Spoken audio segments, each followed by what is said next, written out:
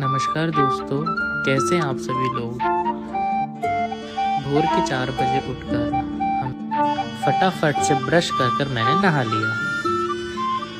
भोर से ही बारिश बहुत हो रही थी, मम्मी को बहुत ज़्यादा ठंड लग रही थी। हमने फिर विनती की, उजाला हो गया लेकिन बारिश नहीं रुकी, और बारिश के साथ मम्मी के हाथ के ये मंगोड़े, क्या बात है।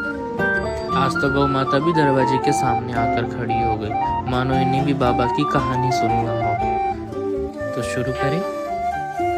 घर की स्थिति अत्यंत गरीबी की थी और परिवार भी संयुक्त था। ऐसे में खर्च अधिक और आमदनी कम हुआ करती थी। तब बाबा ने पढ़ाई बीच में ही छोड़कर घर के हालात में मदद करने का निश्चय किया। उन्होंने सिर्फ 12वें साल में पारिवारिक बुनकरी के व्यवसाय की शुरुआत की।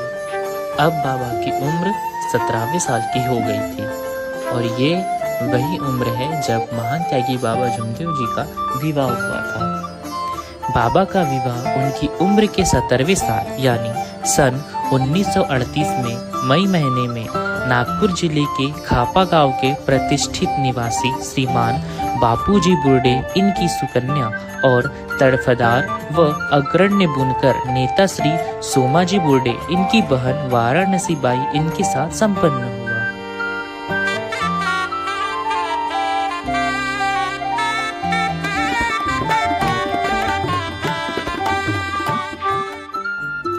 अब बाबा की उम्र 19 साल की हो चुकी थी।